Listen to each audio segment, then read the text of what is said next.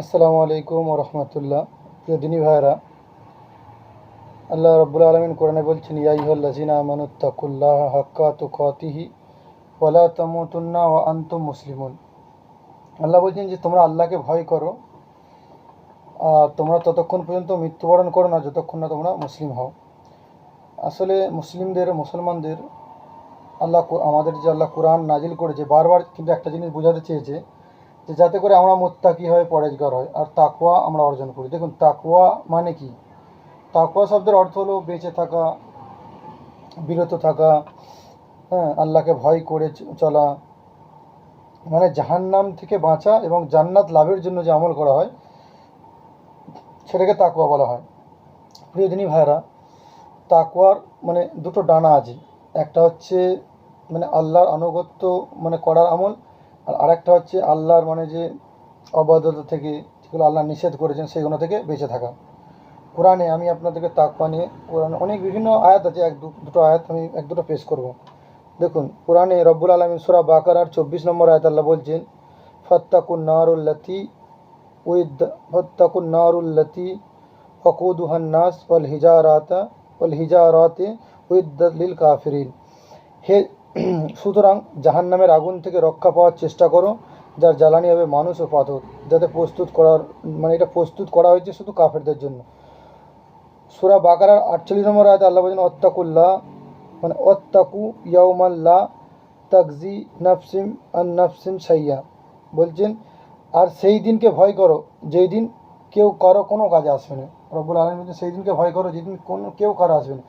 আর সূরা তাহরিমও আল্লাহ বলছেন, ইয়া আইয়ুহাল্লাযীনা আমানু কু আনফুসাকুম ওয়া আহলিকুম নারা ওয়াকুদুহান নাস, বড় আয়াত, ওয়াকুদুহান নাস ওয়াল হিজারাতি মালাইকাতুন গিলাদুন সিদাদুন লা ইয়াসুনা আল্লাহু মা আমারাহুম ওয়া ইয়াফআলুনা মা ইউমারুন। আল্লাহ বলেন, হে ঈমানদারগণ, তুমি নিজে এবং তোমার পরিজনকে বাঁচাও জাহান্নামের আগুন থেকে। সেই আগুনটা কি? মালাইকাতুন গিলাদুন, মানে এমন ভড়কটি আগুন যে আগুনে পড়লে মানুষ পুড়ে ছাই হয়ে যাবে, আর যার ইন্ধন মানুষ এবং পাথর। আমরা জানি তাকওয়ার ব্যাপারে রাসূলুল্লাহ সাল্লাল্লাহু আলাইহি ওয়াসাল্লাম বলছেন, মানে হা হুনা তাকওয়া। তাকওয়া অন্তরে থাকে, মানে নিজের অন্তরকে পরিষ্কার করে রাখা। নিজের অন্তর পরিষ্কার মানে ভালো ভালো কাজ করা। আমরা জানি আমাদের বাড়িতে এলে আমরা কী করি? আমাদের বাড়িতে মেহমান এলে আমরা প্রথম মানে জায়গাটা পরিষ্কার করে নিই, বাড়িটাকে ধুয়ে মুছে। ঠিক সেই রকম আমাদের অন্তরে যদি তাকওয়া আমরা আনতে চাই, তাহলে আমাদের অন্তরকে পরিষ্কার করতে হবে তওবা ইস্তেগফারের মাধ্যমে, আল্লাহর কাছে ক্ষমা চাওয়ার মাধ্যমে।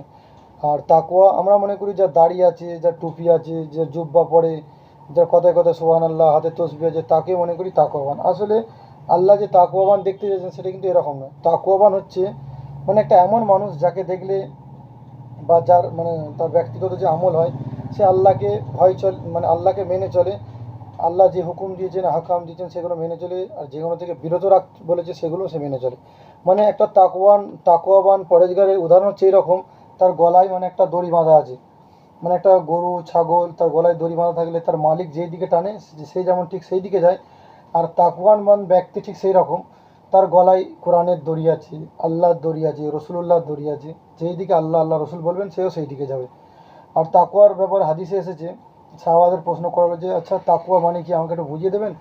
তো সাদ ইবনে আবু ওয়াক্কাস এবং ওমর ইবনে খাত্তাব এই হাদিস থেকে মানে ওনাদের ব্যাপারে এসেছে। তো বলছেন, দেখুন, তাকওয়া হলো একটা এমন জিনিস, মনে করুন আপনি একটা সরু গিরি কাঁটাযুক্ত রাস্তা দিয়ে যাচ্ছেন। আর এই রাস্তা যখন আপনি যাবেন, আপনি কিভাবে যাবেন? আমরা কিভাবে যাব? আমরা এমনভাবে যাব যাতে করে আমাদের মানে নিচে মনে করুন কাদা আছে, দেয়াল ছোট মানে সরু গলি কাঁটা আছে, আমরা খুব আঁটোসাঁটো হয়ে যাবো যাতে করে আমাদের গায়ে না লেগে যায়, তাহলে আমার গা ছিঁড়ে যাবে, পায়ে কাদা লেগে যাবে। ঠিক সেরকম দুনিয়ায় জীবনযাপন করার জন্য অনেক পাপ, খারাপ জিনিস আছে। সেই জায়গায় যাওয়ার সময় আমরা ঠিক দুনিয়ায় এভাবে জীবনযাপন করবো। এর উদাহরণ হাজারো উদাহরণ আছে। সমুদ্রের ওপর জাহাজ চলে, কিন্তু জাহাজ কিন্তু সমুদ্রের ভেতরে ডুবে যায়নি।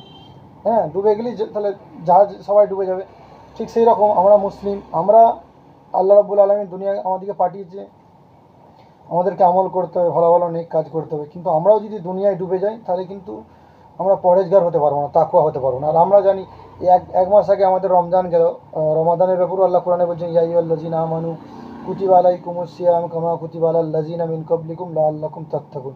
আমি রমজান বা সিয়াম ফরজ এই জন্য করেছি যাতে করে তোমরা মুত্তাকি হও, পরেজগার হও, তাকওয়াবান হও। তো তাকওয়া একটা বিশাল গুরুত্বপূর্ণ মানে জিনিস মুসলমানদের জন্য। তো আমরা জানি যে আমাদের মানে জীবনে চলার পথে আমরা সব থেকে বেশি যেটা প্রয়োজন সেটা হচ্ছে তাকওয়া। আর তাকওয়া যদি না থাকে তাহলে আপনি দেখবেন একটা মানুষকে মানে যতই আপনি হয়তো দেখছেন যে সে নেককার পরেজগার